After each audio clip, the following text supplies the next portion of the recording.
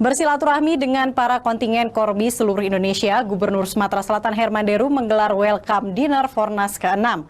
Herman Deru menyampaikan Festival Olahraga Rekreasi Nasional mengeskalasi pertumbuhan ekonomi di Sumatera Selatan. Gubernur Sumatera Selatan Herman Deru menjamu kedatangan kontingen penggiat olahraga rekreasi dari seluruh Indonesia dengan menggelar welcome dinner di Istana Gubernur Kriya Agung, Jalan Demang Lebar Daun, Ilir Barat, Palembang, Jumat kemarin.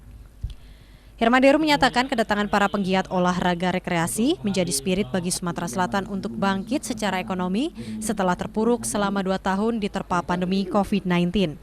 Kehadiran dan partisipasi 12.000 penggiat olahraga rekreasi dari 50 Indo olahraga yang meramaikan Sumatera Selatan dapat mengeskalasi pertumbuhan ekonomi masyarakat, terutama bagi para penggiat pariwisata, UMKM, dan sektor-sektor ekonomi mikro lainnya. Terpilihnya Sumatera Selatan sebagai tuan rumah Festival Olahraga Rekreasi Nasional ke-6 menambah deretan bukti kesiapan Sumatera Selatan sebagai tuan rumah penyelenggara event berskala nasional maupun internasional.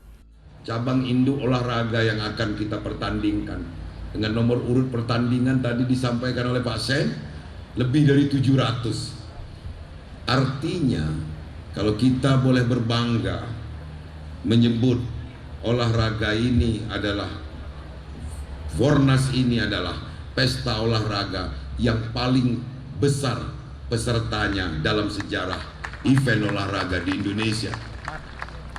Kebanggaan diungkapkan Wakil Ketua Kormi Nasional Samuel Samson. Kami berharap hanya ada banyak pecah rekor yang akan terjadi nantinya pada tanggal 7 begitu. Bukan gara-gara prestasi medalinya Bapak Ibu. Karena di olahraga masyarakat, medali bukan ukuran kami. Tetapi semangatnya yang menjadi ukuran daripada olahraga masyarakat. Ketua Kormi Sumatera Selatan Samantha Tiffany secara simbolis menyerahkan maskot Citala Fornas ke-6 kepada Wakil Ketua Kormi Pusat Samuel Samson.